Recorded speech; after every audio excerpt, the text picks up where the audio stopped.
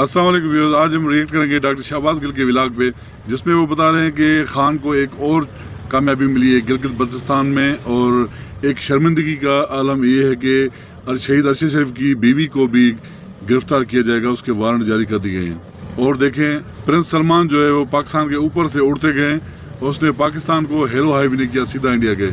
ये चलो देखते हैं क्या है आगे, पूरे व्लॉग में फिर बात करते हैं। बिस्मिल्लाहिर्रहमानिर्रहीम। आज सितंबर की 9 तारीख है और पाकिस्तान में इस वक्त हफ्ते की शाम है। आज पूरे दिन की इंपॉर्टेंट खबरें और उनके ऊपर तजिया आपके सामने है। सबसे पहली खबर आपके सामने रखनी है कि अरशद शरीफ शहीद की बेवा को आज अदालत ने नाकाबिले ज़मानत उनके वारंट जारी कर दिए हैं। उनके प्रोड्यूसर के और उनकी बेवा के नाकाबिले ज़मानत वारंट गिरफ्तारी जारी कर दिए हैं। जी हाँ, अब अरशद शरीफ शहीद की बेवा को गिरफ्तार किया जाएगा। और क्योंकि बेशर्मी और बगैरती में हमारा कोई मकाम थोड़ा बहुत रह गया था, हमने वो भी पूरा अचीव करना है। हमने बताना है कि हमसे बड़ा बेशर्म दुनिया में कोई नहीं है और हमारी जुडिशरी ने ये बदकिस्मती से रिकॉर्ड कायम करना है कि ना हम इंसान हैं, ना हमारे अंदर दिल है, ना सीना है, ना शर्म है, ना हया है, ना कानून की पासदारी है। हमने करनी है वो जो रिमोट कंट्रोल से हमें ऑर्डर दिया जाए, वो कितनी भी भयानक बात हो, वो कितनी भी गलीज बात हो, वो कितनी भी घटिया बात हो, लेकिन हमने करनी है। जी हाँ, वही अरशद शरीफ जो खत लिखता रह गया चीफ जस्टिस ऑफ पाकिस्तान को, लेकिन उन्होंने उनका खत का जवाब नहीं दिया, तहम्मुल से बैठे रहे उस खत को लेके और आखिरकार अरशद शरीफ शहीद हो गए। आज अदालत ने कहा कि आपके ख़ानदान को और ज़्यादा इंसाफ देना है, अभी पूरा नहीं मिला, आपकी शहादत से इंसाफ नहीं मिला, और इंसाफ देना है। और हमारा माशरा भी इतना गंदा परगंदा हो चुका है कि इसके ऊपर भी कोई ख़ास सोशल मीडिया पे आवाज़ उठने के अलावा कोई ख़ास इस पर आवाज़ नहीं उठेगी। हम लोग भी जूते खा खा के बदकिस्मती से इतने आदी हो गए हैं कि हमारे अंदर भी ज़मीर नाम की कोई चीज़ रह नहीं गई। बहरहाल इस खबर का एक तो सरफेस लेवल है कि उनकी बेवा के वारंट जारी किए गए हैं, जो बहुत ही घटिया लेवल है, लेकिन इसके पीछे एक बहुत संगीन वारदात डाली जा रही है। वो क्या वारदात है वो आपके सामने रखूंगा। दूसरी खबर आज ये है कि कप्तान जेल के अंदर बैठा भी कामयाबी के झंडे गाड़ रहा है। आज स्टोर के अंदर जो बाई इलेक्शन हुआ उसमें पाकिस्तान तहरीक इंसाफ ने बड़ी कामयाबी समेटी है। तमाम जो पाकिस्तान तहरीक इंसाफ और इमरान खान के खिलाफ प्रोपेगेंडा था वो आज अवाम ने फेल कर दिया। और यही वो वजह है कि कभी हाँ कभी ना सियासी फिल्म की शूटिंग जारी है। कोई एक कहता है इलेक्शन चाहिए और कोई दूसरा कहता है इलेक्शन नहीं चाहिए। खालिद खुर्शीद को यहाँ से जाली तरीके से हटाया गया था ताकि उन्हें गिलगित बल्तिस्तान के चीफ मिनिस्टर से हटाया जाए। आज बाई इलेक्शन थे, बेहतरीन रिजल्ट आए हैं, इसकी रेमिफिकेशंस क्या हैं आपके सामने रखेंगे। तीसरी तरफ बिलावल जरदारी और उनके वालिद के दरमियान एक चपकलिश सामने आई है, बयानिए की, नैरेटिव की, सियासत की। क्या ये चपकलिश वाकई चपकलिश है या आवाम को धोखा दे रहे हैं ये दोनों बाप बेटा मिलके, और बयानिए की जंग है क्या, इसको भी आपके सामने रखेंगे। और उसके बाद जो आखिरी चीज़ आपके सामने रखनी है वो सारी बात है, पूरी डिटेल आपके सामने रखनी है कि मोहम्मद बिन सलमान जिन्होंने करनी थी इन्वेस्टमेंट पाकिस्तान में, वो पाकिस्तान के ऊपर से उड़ के चले गए, उन्होंने नीचे ऊपर से हाथ भी नहीं हिलाया जहाज से। हमें बताया गया था कारोबारी हलकों की तरफ से कि 9 सितंबर को हिंदुस्तान जाते हुए वो पाकिस्तान में चंद घंटे क़याम करेंगे। इन्वेस्टमेंट के उनके साथ वादे हो चुके हैं, वो यहाँ ऐलान करेंगे, पाकिस्तान में इन्वेस्टमेंट होगी, दूध और शहद की नहरें बहेंगी। उन्होंने क़याम तो क्या करना था, मेरी इतला ये है कि जब वो पाकिस्तान के ऊपर से गुजर रहे थे तो वो कलूला फरमा रहे थे, सो रहे थे, उन्होंने नीचे देखा भी नहीं कि पाकिस्तान के ऊपर से वो गुजर रहे हैं। हिंदुस्तान में वो वही करने जा रहे हैं जिसका हमें बताया गया था। जी हाँ, वहाँ इन्वेस्टमेंट के माहदे ही करने जा रहे हैं। इस खबर को भी तफसील से रखेंगे कि वो कौन से दिन थे जब इमरान खान के साथ मोहम्मद बिन सलमान मिलते थे, तो क्या माहौल था। और आज मिन्नतें कर रहे हैं हम उनकी कि वो आ जाएँ, लेकिन वो आके नहीं रहते पाकिस्तान। पहली खबर आपके सामने, अरशद शरीफ शहीद की बेवा के नाम आज अदालत ने अपनी बेशर्मी का सबसे बड़ा रिकॉर्ड कायम किया है। अब्बास शाह साहब हैं कोई मजिस्ट्रेट। हैरान हूं उनकी इस करतूत के ऊपर, लेकिन फिर हैरान नहीं हूं क्योंकि जो बड़ा एजेंडा है उसकी वजह से मुझे समझ आ रहा है कि अब्बास शाह साहब जो मजिस्ट्रेट हैं उन्होंने अपने नाम इतनी बड़ी बेशर्मी क्यों लिखवाई है, क्योंकि प्लॉट बड़ा है, इसके पीछे साजिश बड़ी है। बहरहाल आज हुआ यह है कि अचानक मीडिया से ये पता चला है कि एक अदालत जो एक केस खुद साख्ता केस सुन रही है, और वो केस क्या है आपको याद हो कि जब अरशद शरीफ शहीद हुए उनकी वालदा ने उस वक्त के ताकतवर तरीन लोगों के नाम दिए, और वो सारी बात है, नाम हमारी एजेंसी के एक सरबराह का या उसके अंदर लोगों का नाम था और उसके साथ साथ जनरल बाजवा का नाम था।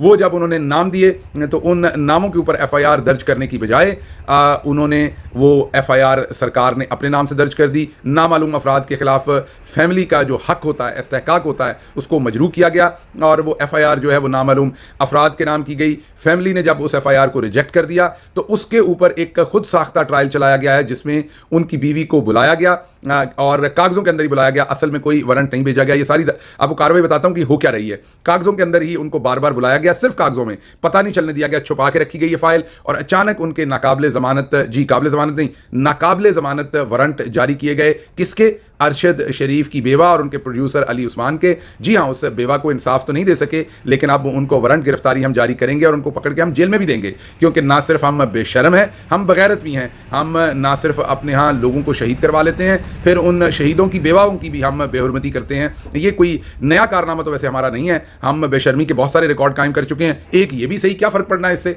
बहरहाल मुद्दा ये है कि असल पर्पज़ है अरशद शरीफ शहीद के केस में से बड़े बड़े ज़िम्मेदारान को निकालना, एक उसके सामने दीवार खड़ी कर देना।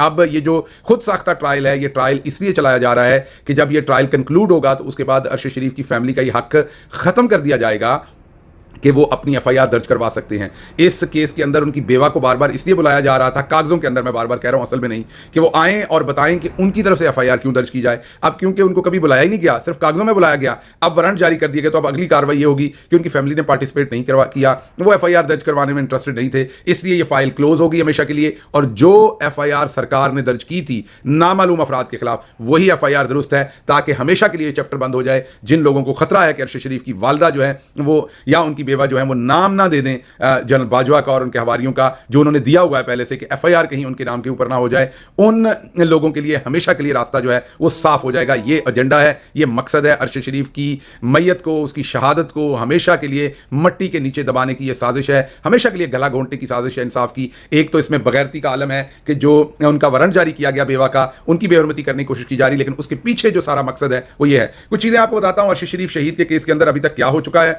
आपको पता हो कि कसूर किसका और क्या नहीं करना। सबसे पहले तो याद रखिए, अरशद शरीफ शहीद ने बार बार खत लिखे चीफ जस्टिस ऑफ पाकिस्तान को कि मेरी जान खतरे में है, मेरे ऊपर जाली मुकदमात बनाए जा रहे हैं, गद्दारी के, बगावत के, मुझे इंसाफ दीजिए। नहीं दिया गया। ये पहली डेवलपमेंट थी। उनको मैं सिर्फ अदालती डेवलपमेंट की आज बात करूंगा। उनको मुल्क छोड़ना पड़ा, फिर उन्हें दुबई से भी निकलवाया गया और कीनिया के अंदर ले जाके उन्हें शहीद कर दिया गया। उसके बाद सुप्रीम कोर्ट ने प्रोसीडिंग्स जो हैं वो टेकअप कर ली, क्योंकि पब्लिक प्रेशर था, और फिर उन प्रोसीडिंग्स को दबाना शुरू कर दिया। फिर सुप्रीम कोर्ट के अंदर अरशद शरीफ शहीद की वालिदा गई, बात करना चाहिए, उनको वहां पर चीफ जस्टिस ऑफ पाकिस्तान समेत जजेस ने रोक दिया, बदकिस्मती से बात नहीं करने दी। फिर उन्होंने खुदा खुदा करके एक वकील किया अरशद शरीफ शहीद साहब की वालिदा ने, फिर उस वकील को भी बात करने से वहां पर बारहा रोक दिया गया। फिर खुदा खुदा करके एक क्वेश्चंस फ्रेम किए गए सुप्रीम कोर्ट ऑफ पाकिस्तान ने, जिनका आज तक कोई जवाब नहीं दिया गया, और सुप्रीम कोर्ट भी बर्फ में लगी हुई है, ठंड प्रोग्राम है, कोई उसके ऊपर रिस्पांस नहीं है। फिर एक खुदा खुदा करके एक हमारे शहर के एक बेहतरीन ऑफिसर हैं पुलिस के, उन्होंने एक बेहतरीन रिपोर्ट बनाई, फैक्ट फाइंडिंग टीम एक बनाई गई थी 3 लोगों पर मुश्तमिल, जिनमें 2 लोगों ने जो पुलिस सर्विस से रिलेटेड थे। अमूमी तौर पर हम बड़ी तनकीद करते हैं, लेकिन इन 2 शेर जवानों ने एक बेहतरीन रिपोर्ट लिखी, जिसमें वाज़े तौर पर पाकिस्तान की एजेंसीज को जो है वो अरशद शरीफ का जो कत्ल हुआ उसके साथ जोड़ दिया। उसके अंदर बहुत सारे फैक्ट सामने आए, बहुत सारी स्टेटमेंट्स आई। फॉर एग्जांपल जो एफआईआर मेरे ऊपर भी हुई थी थाना मेमन गोट कराची के अंदर, उसके एसएचओ का वाज़े बयान उसके अंदर लिख दिया कि वो एफआईआर एजेंसीज के लोगों के कहने पर हुई थी, कराची में उनके दफ्तर के अंदर बैठ के हुई थी।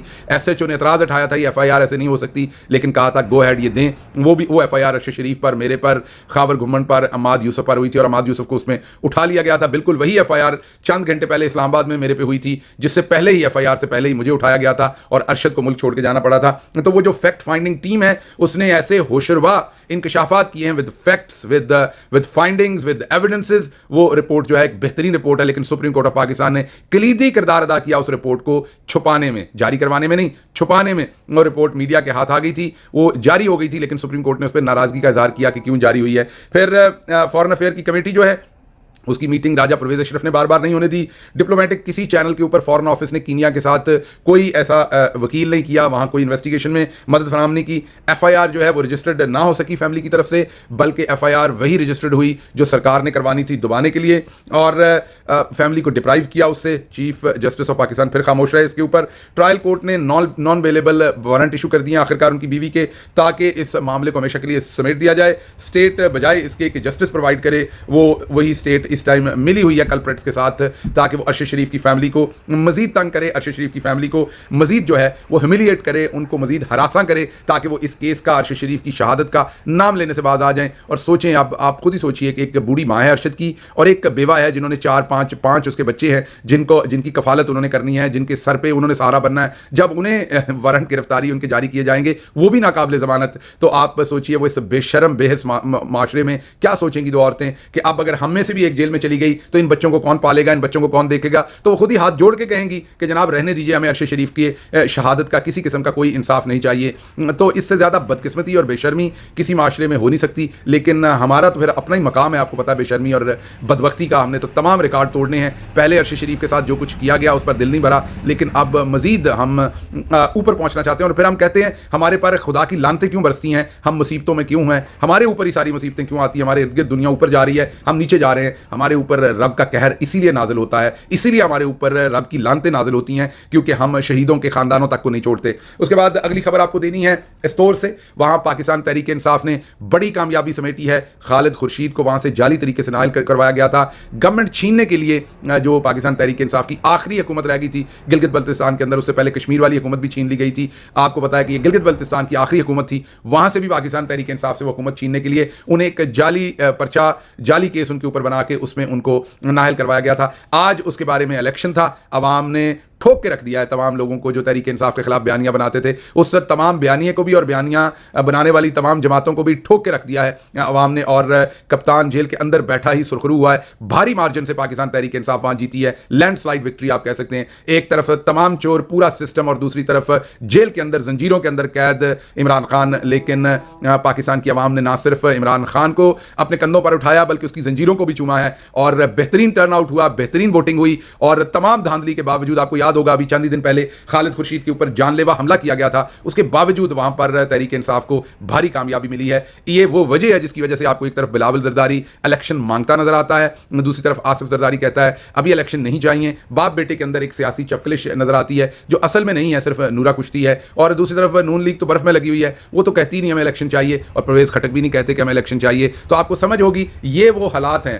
हजूरे वाला, ये हैं वो जराए जिनकी वजह से मामला यहां तक पहुंचा है। तो गिलगित के जो जराए हैं इमरान खान के, जो पूरे पाकिस्तान के जराए हैं इमरान खान के जहां से उसे वोट मिलता है, ये हैं वो जराए जिनकी वजह से ये तमाम लोग इलेक्शन से भाग रहे हैं। और भागें भी क्यों ना, क्योंकि इन्हें पता है कि हमारे साथ होना क्या है।